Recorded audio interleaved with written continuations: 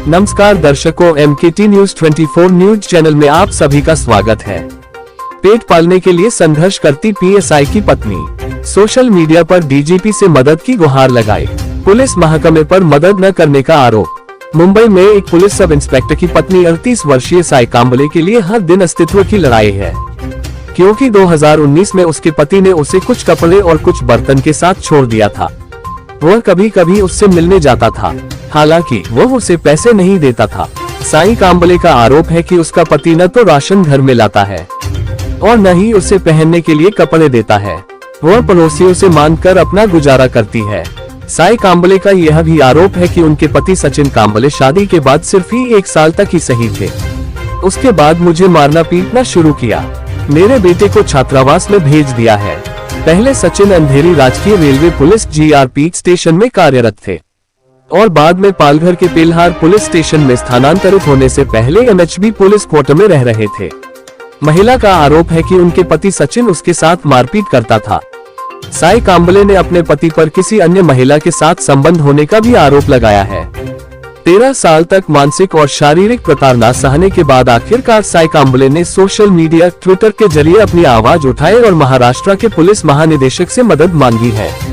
पिछले दिनों MHB police ने महिला का बयान दर्ज किया, जहां महिला ने आरोप लगाया कि बयान लेने वाले अधिकारी ने मेरा बयान अलग तरीके से लिखा। उसने इसकी शिकायत ट्विटर पर बड़े अधिकारियों को भेज दिया है। दर दर भटक रही साई कांबले ने अपने पति के खिलाफ बोरीवली कोर्ट का दरवाजा भी खटखटाया है। उन्होंने यह भी कहा कि मेरे पति पालघर में रहने जा रहे हैं और MHB पुलिस एक साजिश के तहत घर को खाली कराना चाहती है। साई कांबले का कहना है कि वे कम से कम हमें 2 वक्त की रोटी, कपड़ा और इलाज के लिए खर्चे तो दे, लेकिन वह भी नहीं देते। मजबूरन हमें कोर्ट का दरवाजा खटखटाना पड़ा। उसके बाद से मुझे MHB पुलिस से धमकी दी जा रही है। मेरी कोई भी सुनवाई नहीं हो रही है। 2 दिन DCP साहब से मिलने गई, लेकिन वह भी नहीं मिले। इस मामले के संबंध में फरियादी की वकील मंजुला विश्वास ने कहा कि मैं यह केस वहां के रहने वालों के कहने पर फ्री में बिना कुछ लिए लड़ रही हूँ। आज भी दोनों समझौता करके साथ रह सकते हैं। मैंने हमारे मुवक्किल के पति को समझाने की कोशिश की तो उन्होंने उल्टा मेरे ऊपर ही धमकाने का आरोप लगा दिया। हम यह मामला कोर्ट में लड़ रहे हैं, लेकिन पुलिस वाले फरियादी का घर खाली कराकर उनको घर से बेघर करना चाहते हैं। तो आइए एक नजर डालते हैं पीड़िता और उनकी वकील का क्या कहना है इस मामले में।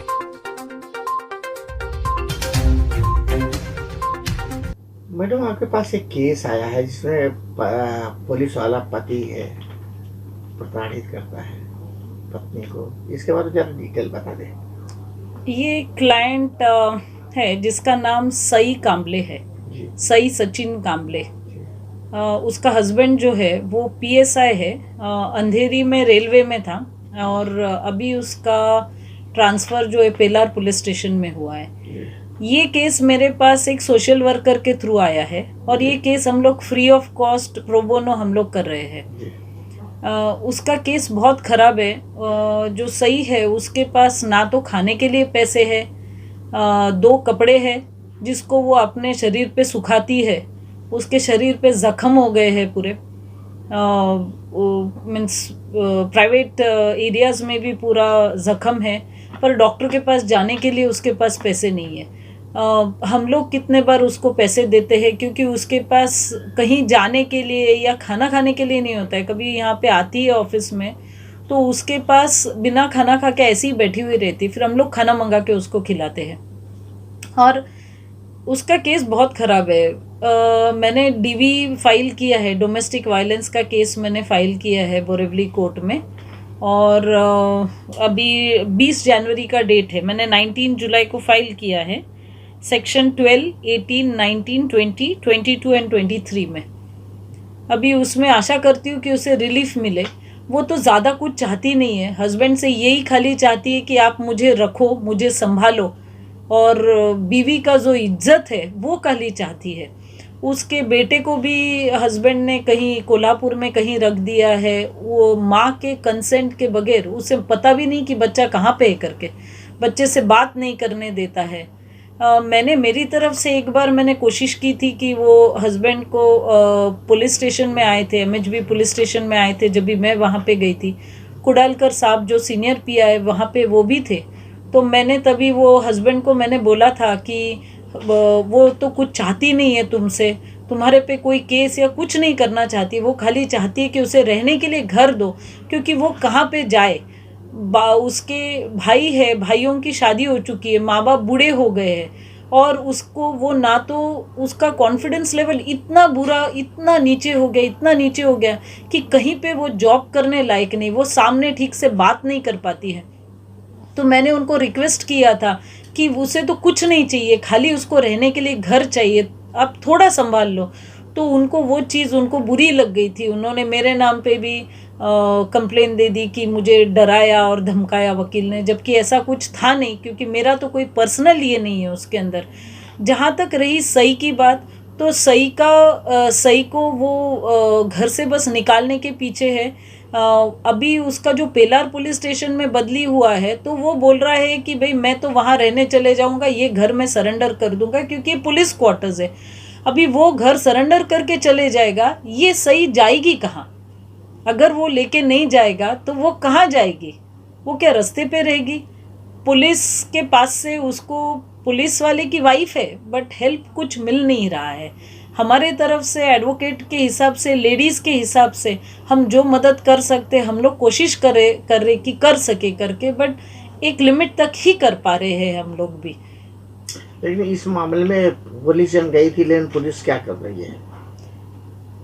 सही का कहना है कि पुलिस उसका कंप्लेन नहीं ले रही है। जो सीनियर पीआई है कुडालकर साहब, सही का कहना है कि उसके हस्बैंड कुडालकर साहब के साथ में भाईंदर पुलिस स्टेशन में एक साथ काम करते थे, और कुडालकर साहब ने उसको बोला है कि भाई मैं कंप्लेन नहीं लूँगा। और दूसरा, मुझे वो सही ऐसे भी बता रही थी कि वहाँ पे कोई सुरशे साहिब करके कोई पर्सन है जो उसे काफ़ी डराता धमकाता है। हकीकत क्या है ये मैं खुद नहीं जानती हूँ, ये मुझे जो क्लाइंट है सही उसने मुझे बताया है। मैंने कभी खुद होके मैं गई नहीं हूँ, ये क्लाइंट का कहना है। अभी कैसे केस करेंगे आप, कैसे लड़ेंगे? डोमेस्टिक वायलेंस का केस मैंने दिया है। अभी जनवरी में जब भी डेट रहेगा तभी हम लोग कोर्ट से ज़रूर ये हम लोग प्रार्थना करेंगे कि उसे कहा जाए कि उसको एटलीस्ट मेंटेनेंस के लिए कुछ पैसे दिया जाए, जिससे वो खुद के कपड़े, छोटे छोटे कपड़े होते हैं, छोटी छोटी चीज़ें होती है, वो ज़रूरत तो भी पूरा कर सके। तो मेंटेनेंस दिया जाए उसको, खाने के खर्चे उसको दिए जाए। सबसे पहले तो वो हम लोग प्रेयर करेंगे, क्योंकि आज के तारीख में सबसे इम्पोर्टेंट वही है कि उसके पास कुछ नहीं है, खाने के लिए नहीं है। ऐसा कंडीशन है, पुलिस ऑफिसर की वाइफ है बट खाने के लिए नहीं है। कहीं उनका किसी से चक्कर तो नहीं चल रहा है ऐसा कुछ? ऐसा सही का कहना है। वो 2-3 जन का नाम भी ले चुकी है कि उनके साथ में उनके हस्बैंड का अफेयर है। उसके आप अगर वो क्लाइंट के नोज के ऊपर एक ब्लैक कलर का ऐसा पैच है, तो मैंने पूछा था कि ये पैच किसका है, तो मुझे बताया था कि उसे बहुत मारा था करके, और उसके वजह से उसको वो नोज पे उसको डैमेज हो गया है करके ऐसे। आपका नाम क्या है और आपको क्या प्रॉब्लम है? मी सई सचिन कांबळे. माझं लग्न 2010मध्ये झालं. त्यानंतर 2010मध्येच मला मुलगा झाला. एक 2-3 महिन्यात म्हणजे माझ्या पतीचं आणि माझं भांडण वगैरे असं सारखंच होऊ लागलं. त्यानंतर म्हणजे थोडे दिवस माहेरी, थोडे दिवस सासरी असं म्हणजे राहायची मी. 2019मध्ये आम्हाला ते मुंबईला घेऊन आले. थोडे दिवस म्हणजे 1-2-3 महिने तरी व्यवस्थित माझ्याशी बोलू लागले. पुन्हा त्यांच्या खात्यातलीच एक लेडीज कॉन्स्टेबल आहे, तिच्याशी यांचा अफेअर चालू झालं. मी त्यांना विचारलं तर म्हणजे आमच्या मॅडम आहेत आणि म्हणजे आमचं तसं काहीच नाही असं म्हणून बोलू लागले. पुन्हा तिचे रात्रीचे व्हिडिओ कॉल वगैरे येऊ लागलेत. मग रात्रीचे असे व्हिडिओ कॉल वगैरे काय येत आहेत म्हणून मी विचारलं त्यांना. तर तुला काय करायचं, तुझा माझा काही संबंध नाही आणि तुझं तू म्हणजे वेगळं राहू शकतेस असं म्हणून बोलू लागले. त्यानंतर तिथून म्हणजे माझ्याशी बोलणं त्यांनी पूर्णपणे बंदच केलं. घरी बाजार वगैरे म्हणजे भरत नाहीत आणि बाजार वगैरे थोडाफार भरल्यानंतर मला डबा वगैरे घेऊन जायचा आहे असं म्हणून बोलायचे ते. म्हणजे जेवण वगैरे असं बनवलं की मी त्यात म्हणजे थुंकायचे, नाक वगैरे शिंकरायचं असं करत होते ते. आणि म्हणजे आधी ते डबा भरून ठेवायचे, त्यानंतर त्या उरलेल्या जेवणात ते नाक वगैरे शिंकायचे. डबा घेऊन जायचे पण पुन्हा रात्री आल्यानंतर डस्टबिनमध्ये फेकून द्यायचे ते. सकाळी ते म्हणजे तिथल्या पॅसेजमध्ये वगैरे असं विस्कटलेलं असायचं. ती म्हणजे कचरा वगैरे गोळा करणारी लेडीज यायची. तिने बघितले ते आणि मला सांगितलं असं असं म्हणजे कचरा वगैरे पॅसेजमध्ये झालेला आहे आणि त्या मला म्हणजे कचरा काढायला लावायचे त्या.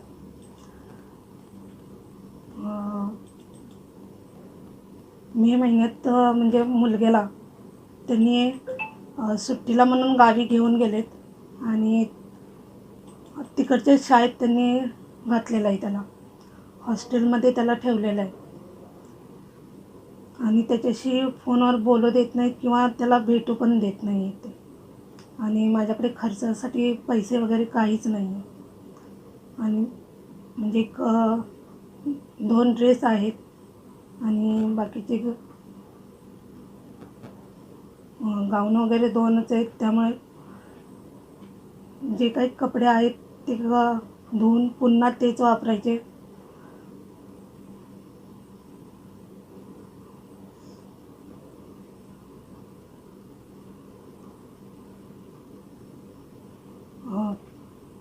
आणि त्यानंतर म्हणजे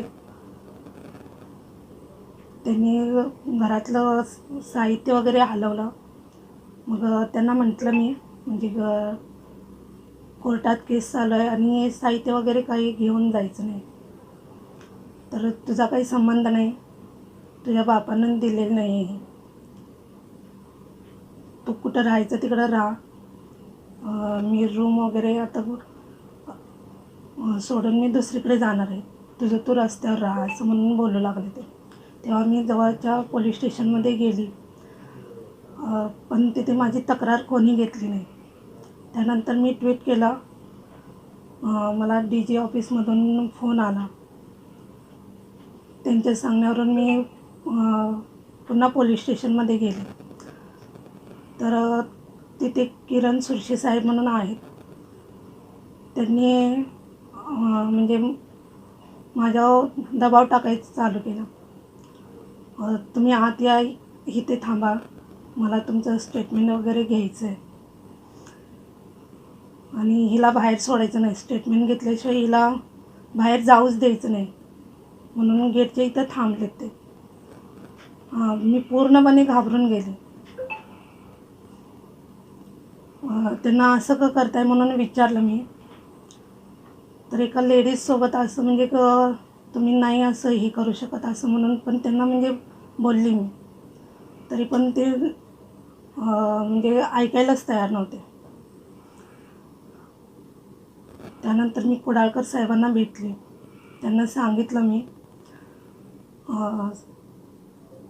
मी काही यांच्याकडे स्टेटमेंट वगैरे देणार नाही. पुन्हा किरण सुरशी साहेब आहेत, ते म्हटलेत म्हणजे हिच्या मिस्टरांना आता रूम वगैरे सोडावी लागणार आहे आणि ते कधी पण आता निघून जातील, रूमचे भाडे हिच्याकडूनच घ्यायचं. तर मी एक साधी गृहिणी, माझ्याकडे म्हणजे पैसे वगैरे काहीच नाही आहे आणि मी आता रूमचं भाडं वगैरे कसं देणार. कुडाळकर साहेबांना पण मी म्हणजे सांगितलं, त्यांनी पण म्हणजे माझं काहीच ऐकलं नाही. आणि मी त्यांना हे पण सांगितलं होतं मी सुरशी साहेबांकडे स्टेटमेंट वगैरे देणार नाही. तर त्यांनी त्यांच्याकडेच म्हणजे तुम्हाला हे करावं लागणार म्हणून पुन्हा सुरशी साहेबांनीच माझं स्टेटमेंट घेतलं. तेव्हा पण म्हणजे सुरशी साहेबांनी माझ्यावर पूर्णपणे दबाव टाकला आणि मी त्यांना सांगितलेलं मी म्हणजे पूर्ण वाचल्याशिवाय मी सही करणार नाही. तर नाही, माझी नाईट आहे आणि मला आराम करायचा आहे. तुम्ही आवरा पटकन आणि सही करून टाका. आणि त्यांनी जबरदस्तीनं सही करून घेतली माझ्याकडून.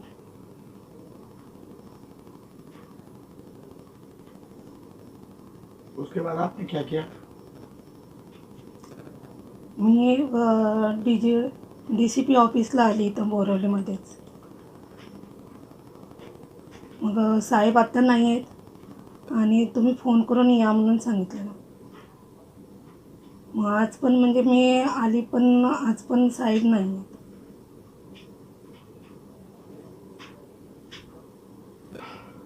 वो पुलिस ने जो स्टेटमेंट लिखा है उसमें क्या लिखा हुआ है? मराठी में? मला त्यांच्या विरुद्ध गुन्हा दाखल करायचा आहे, पण त्यांनी असं टाकलं मला त्यांच्या विरोधात गुन्हा दाखल करायचा नाही. और रात में कितने बजे लिया था आपका मतलब बयान? 8